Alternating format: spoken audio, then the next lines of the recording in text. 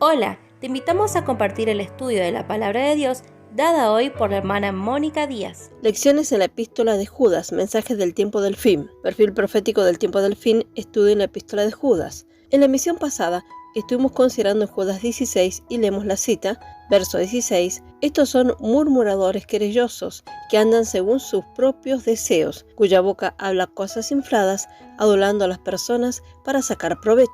Y estamos considerando la actitud de Balaam, que codició la bolsa de oro que Balac le prometió si maldecía a Israel. Y podemos ver que la progenie de Balaam son muchas legiones, porque los hombres aman el producto de la maldad, predican cosas que atraerá a la multitud, y este estado de cosas está rápidamente creciendo. El egoísmo es el principal motivo de las actividades malvadas de los falsos profetas, por personal ventaja o provecho. Ellos entregan a lisonjeros discursos inmensamente grandes, halagan el mentón de los ricos, dándoles el más alto lugar en sus reuniones. Lo más que el infinito escrutador puede decir a Sardis, que representa el protestantismo, es esto: tú tienes unos pocos nombres en Sardis que no han manchado sus vestiduras. Tal es la triste condición en el fin de esta edad de la iglesia. Y leemos la cita en Apocalipsis capítulo 3, verso 4.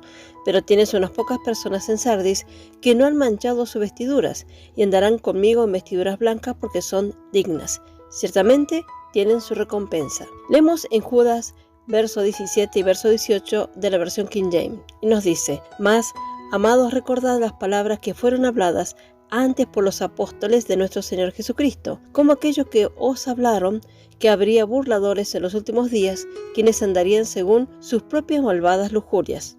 Y leemos Judas, versos 17 y 18 de la versión revisada. Pero vosotros, amados, tened memoria de las palabras que antes fueron dichas por los apóstoles de nuestro Señor Jesucristo, los que os decían: en el postrer tiempo habrá burladores que andarán según sus malvados deseos. Y lo comparamos con 2 de Pedro capítulo 3, verso 3, donde Judas llama a otros confiables testimonios en el presente testimonio para confirmar sus cargos bien definidos y poderosamente puestos contra los conocidos enemigos del Trino Dios. La verdad es que al final se burlan del rápido regreso de nuestro bendito Señor Jesucristo. Y leemos en 2 de Pedro capítulo 3, verso 3, sabiendo primero esto, que en los postreros días vendrán burladores, andando según sus propias concupiscencias.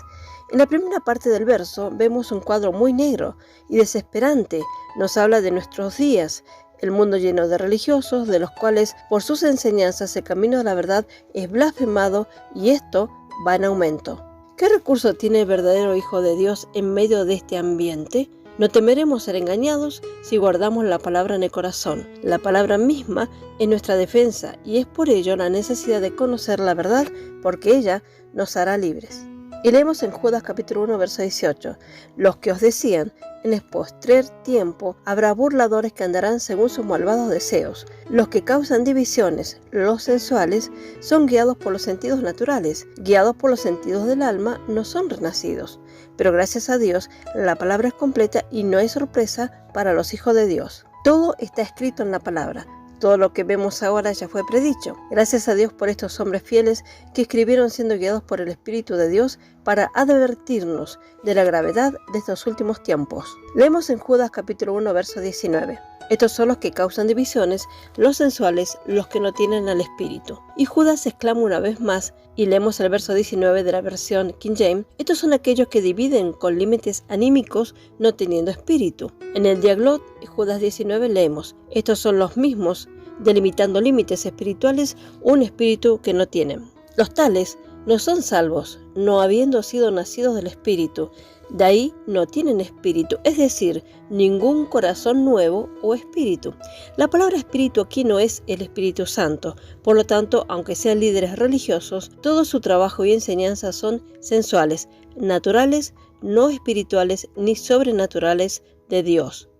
Esto debe hablar caudales para nosotros de que el último cargo de Judas es que estos falsos apóstoles son organizadores, se separan y ponen límites, y esto a causa de que son solamente sensuales. La organización, otra vez vemos, es de la carne, no del espíritu. Cuán doloroso que los amados santos, bien intencionados, más modelados conformes a otro, en lugar de ser guiados por el espíritu, caigan en este lazo. Esta condición de poner límite crecerá de mal en peor hasta el fin. Así como será imposible comprar o vender sin la marca de la bestia, como se ve en Apocalipsis capítulo 13. Así será imposible para los santos encontrarse en pública comunión de la verdad de Dios, excepto que se organicen. La seriedad de esta realidad ya está aquí. Entramos en la parte final de este asombroso estudio de la palabra de Dios en la epístola de Judas. En toda esta breve carta hemos visto detalladamente los caracteres y la actitud de este sistema en contra de la Trinidad de Dios. Y estamos agradecidos al Señor por sus advertencias fieles, sabiendo que en breve estos sucesos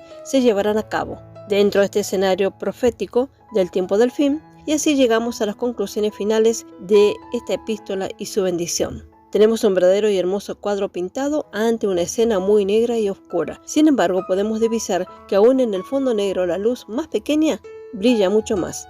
El apóstol presenta nuestros recursos. Primero nos dice, edificado sobre la santísima fe. En la epístola de Pedro vemos que el creyente con fe añade virtudes, y esto es muy importante para el completo crecimiento. En nuestra experiencia tal vez falta desarrollar muchas virtudes en nuestras vidas, pero podemos ejercitar la fe, un don de Dios que por gracia hemos recibido para creer en la palabra de Dios. La fe es la base, y luego sobre esto edificamos y sobreedificamos, y así glorificamos su nombre. Pedro habla de la preciosa fe y Judas de la santísima fe. Esta es la fe del Hijo de Dios. ¡Qué maravillosa gracia! Leemos en Judas capítulo 1, verso 20.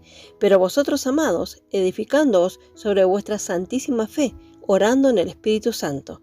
Judas 1:21 leemos, conservaos en el amor de Dios, esperando la misericordia de nuestro Señor Jesucristo para vida eterna.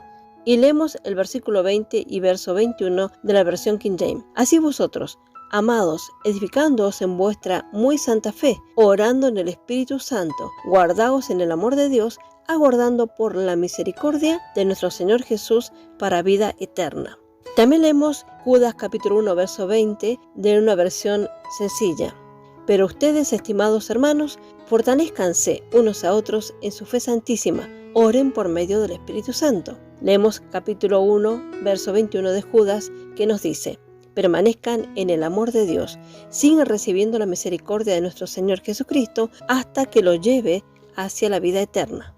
Parece cosa rara, porque Judas nos amonesta y aconseja a que nos conservemos en el amor de Dios. Esto nos indica que debemos vivir de tal manera que podamos experimentar el amor de Dios en nuestra vida siempre. El apóstol está señalando la comunión de su amor mirando a Cristo, y esto nos guardará en el amor de Dios. Por nuestro andar puede verse ese amor. Debemos recordar que el sol brilla siempre, aunque puede verse opacado muchas veces por las nubes. Así, el amor de Dios no cambia, siempre brilla, siempre es constante y no hay sombra de variación, pero a veces el creyente se aleja y parece no brillar como debiera. Sin embargo, la provisión siempre está. Leemos el verso 21 de Judas capítulo 1.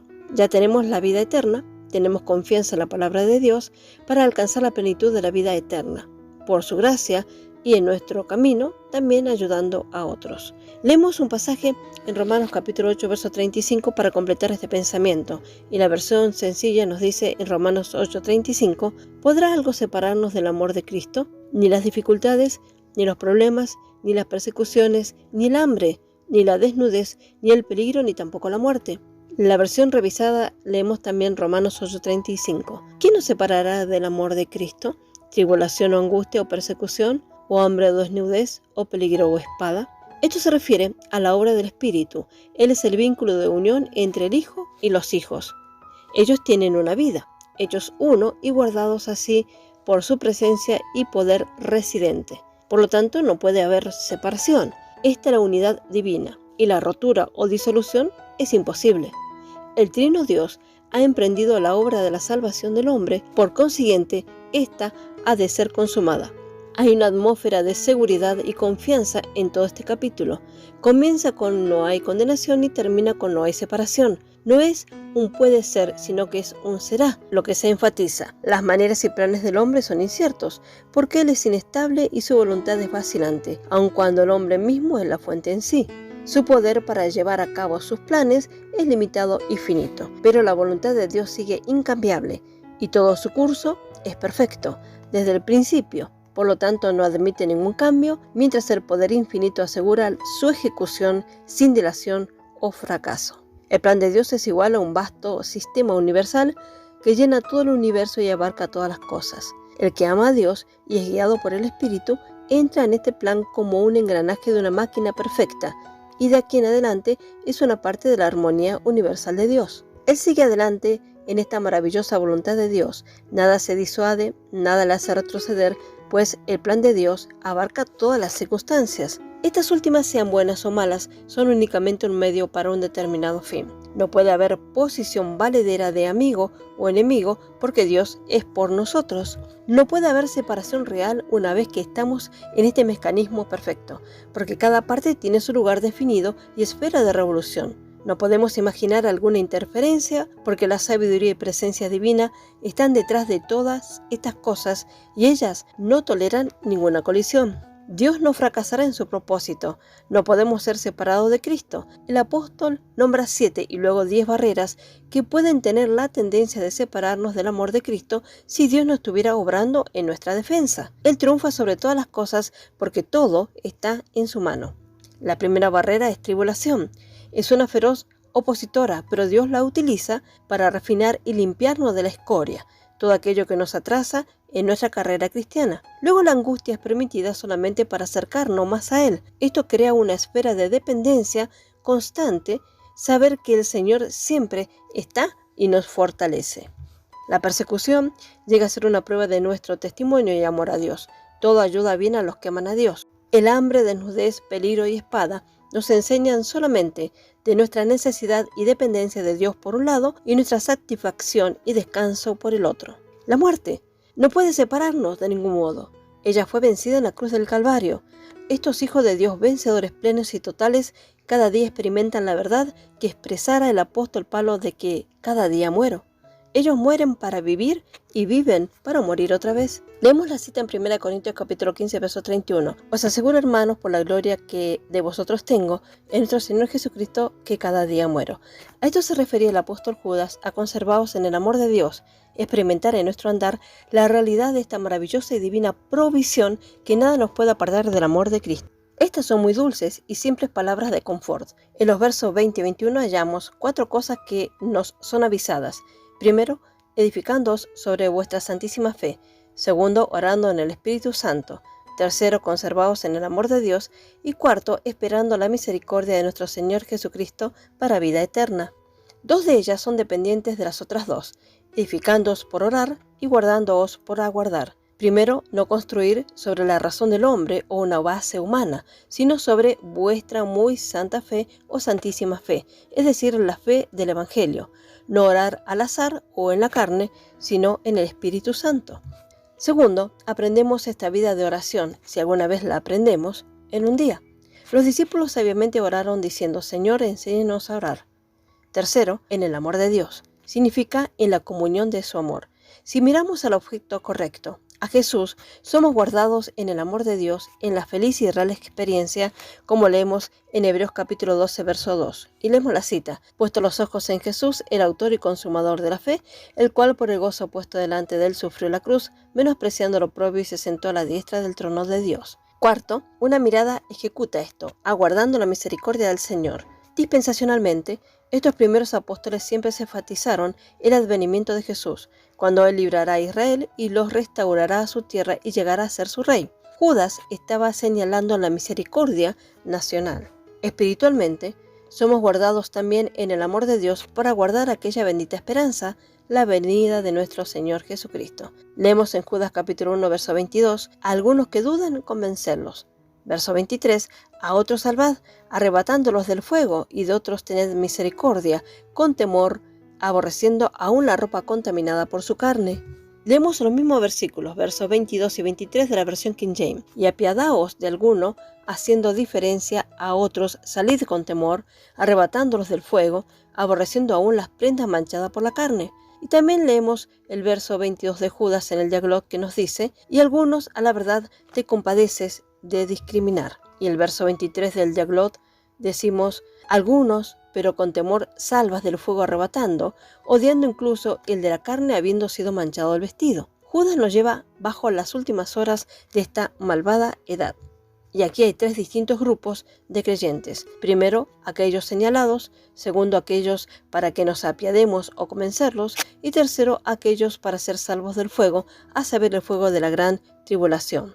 Lot y su esposa figuran las últimas 2 clases. Primero, los ángeles mostraron misericordia a la esposa. Segundo, haciendo una diferencia entre ella y los sodomitas, aunque la diferencia apenas pudo ser notada. Tercero, Lot fue arrancado del fuego y escapó. Jesús habla de las damas de la especie de la esposa de Lot viviendo en el tiempo del fin, diciendo: recordad a la esposa de Lot, advirtiéndoles en contra de descender a la casa o retomar del campo por alguna cosa olvidada. En Lucas capítulo 17, versos 31 y 32, y leemos la cita. Lucas capítulo 17, verso 31. En aquel día, el que esté en la azotea y sus bienes en casa, no descienda a tomarlos, y el que está en el campo, asimismo no vuelva atrás. Lucas 17, 32. Acordaos de la mujer de Lot. Hoy nos muestra a cada uno de nosotros que no podemos andar fielmente con el Señor teniendo actitudes egoístas. Somos deudores y la necesidad que hay es guiar a los oyentes, hablando del alma sincera que realmente busca a Dios, a la palabra de Dios, pues ella es la que va a hacer la obra. Leemos el verso 23 de Judas, donde nuestra responsabilidad es predicar el Evangelio y predicar la verdad. El apóstol recomienda distintas maneras de presentar la verdad a las personas. Así como el apóstol Pablo, siempre tenemos que depender del Señor y de la guía del Espíritu Santo, que siempre nos llevará a la voluntad de Dios. Necesitamos de la sabiduría de Dios, porque Dios ama al pecador, pero aborrece el pecado, y como hijos de Dios debemos manifestar la misma actitud. La expresión final del versículo 23, las vestimentas manchadas de la sangre, hablan de la conducta o forma de vida, la cual no está en armonía con una posición justa. Ellos necesitan limpieza de toda la inmundicia de la carne o espíritu. Leemos 2 Corintios capítulo 7, verso 1. Así que, amados, puesto que tenemos tales promesas, limpiémonos de toda contaminación de carne y de espíritu, perfeccionando la santidad en el temor de Dios. El justo Lot, justificado en cuanto a su posición, angustiaba su alma con la inmundicia del malvado, por morar entre ellos fuera de la perfecta voluntad de Dios. Él es un ejemplo de lo que hablamos. Esta es la evidencia de que la audiencia de Judas corresponde particularmente a los vencedores en Tiatira y de la Odisea, que se puede percibir en el capítulo 2 de Apocalipsis. Leemos Apocalipsis capítulo 2, verso 24. Pero a vosotros y a los demás que están en Tiatira, a cuantos no tienen esta doctrina y no han conocido lo que ellos llaman las profundidades de Satanás, yo os digo, no os impondré otra carga. También leemos en Apocalipsis capítulo 3, verso 19 al 21, que nos dice, verso 19, yo reprendo y castigo a todos los que amo, sé pues celoso y arrepiéntete. Verso 20, y aquí yo estoy a la puerta y llamo. Si alguno oye mi voz y abre la puerta, entraré a él y cenaré con él y él conmigo. Verso 21, al que venciere le daré que se siente conmigo en mi trono, así como yo he vencido y me he sentado con mi Padre en su trono. Ellos forman el más bajo rango de creyentes despiertos en la iglesia hoy y constituirán los creyentes que entrarán en la tribulación y formarán los núcleos del comienzo del reinado de Israel sobre la tierra, así como los santos de Jerusalén formaron los núcleos del comienzo de la iglesia. Por supuesto, la apostasía de la cual Judas escribió fue sembrada en el principio de la edad, ha estado creciendo aún desde entonces y es ahora universal y poderosa, pero culminará durante la última semana de Daniel, llamada la otra semana de Daniel, capítulo 9, verso 27. Dios destruirá a la gran ramera, lo que simboliza Tiatira, y vomitará a la Odisea, lo que simboliza el protestantismo de su boca. Judas capítulo 1, verso 24, leemos, y aquel que es poderoso para guardaros sin caídas y presentaros sin mancha delante de su gloria con gran alegría. Verso 25, al único y sabio Dios, nuestro Salvador, sea gloria y majestad, imperio y potencia, ahora y por todos los siglos. Amén. Leemos Judas 24 de King James, al que ahora es poderoso para guardarte de tropiezos y para ponerte en presencia de la gloria, de sí mismo sin culpa, con gran gozo. Y verso 25, solo a Dios, nuestro Salvador, por medio de Jesús, ungido del Señor, de nosotros gloria y majestad, fuerza y autoridad, ahora y por todos los siglos, y que sea así. El verso 24 y el verso 1 termina la carta como el comienzo de la misma. Ser guardado sin caídas en Jesús para que no peques, y Judas confirma esta verdad. Hay uno que es poderoso y tiene la capacidad de levantarnos. Aún más nos guarda de caer, que es muy hermoso. Esto es cuando nos rendimos al Señor, Él nos guardará sin caída. Entonces no temamos, sino confiemos. Continúa diciéndonos, sin mancha, es más hermoso, Dios es poderoso para guardarnos. Esto es posible. No dudamos de su poder, no sabemos cómo Él lo hará, pero creemos que Él presentará una iglesia gloriosa sin mancha ni arruga delante de su gloria. En el Salmo 45 nos dice, toda gloriosa la hija del rey, y Dios nos presentará delante de su gloria con gran alegría. El Señor tendrá gran alegría al recibir una esposa perfecta. La esposa tendrá un gozo y alegría. Esta escena sobrepasa realmente nuestro entendimiento. Judas nos habla de una entrada amplia. Ahora y por todos los siglos los hombres tienen grandes planes e ideas, pero nada se puede comparar con lo que Dios nos ha dado. La presentación de una esposa para su hijo, que anhelemos formar parte de aquel grupo selecto. Así la bendición es tierna y preciosa. Note, sin embargo, que nada es dicho del trono, del asiento en el trono, sino simplemente ante la presencia de su gloria. Y Dios sea alabado, perfectos con abundante gozo. Esto porque Jesús es capaz de guardar del tropiezo a todos los que creen en Él y aún en los tiempos más oscuros. Su gloria estará presente cuando sea revelado desde los cielos, con los santos de quienes Enoc profetizó. Para Israel, Él será sin duda el único y sabio Dios y Salvador, a quien ellos con exaltado gozo atribuirán gloria y majestad, dominio y poder en todas las edades. Amén. Leemos un epílogo. Sé fiel siempre. Sé fiel en el pequeño lugar que Jesús escoge para ti. No te impacientes a causa de que eres tan pequeño, sino en que abarques la verdad. Es tu fidelidad la que cuenta, en aquello que es lo mínimo, como dijo Jesús, y es lo que en gloria celebrarás. No te lamentes porque eres desconocido. Tu servicio no necesita serlo, porque puedes tener un campo fértil de amante ministerio. La pequeña gota de rocío tiene una parte en el gran ilimitado océano de Dios, y esto es todo lo que Él solicita de ti. Sé fiel donde estés. Así llegamos al final de esta maravillosa carta que ha sido de gran bendición para nuestras vidas y esperamos que ustedes también lo haya sido. Con esta carta completamos un eslabón más de las profecías del tiempo del fin vistas en el escenario profético del tiempo del fin y confiamos en Dios que su palabra no volverá a él vacía. Que el Señor bendiga ricamente la abundancia de su palabra. Amén. Hola, los saludamos de parte del canal El Evangelio de la Gloria. Los invitamos a suscribirse a nuestro canal de YouTube y activar la campanita de notificaciones para que les llegue toda la nueva info a medida que subimos cada video. Dios les bendiga ricamente.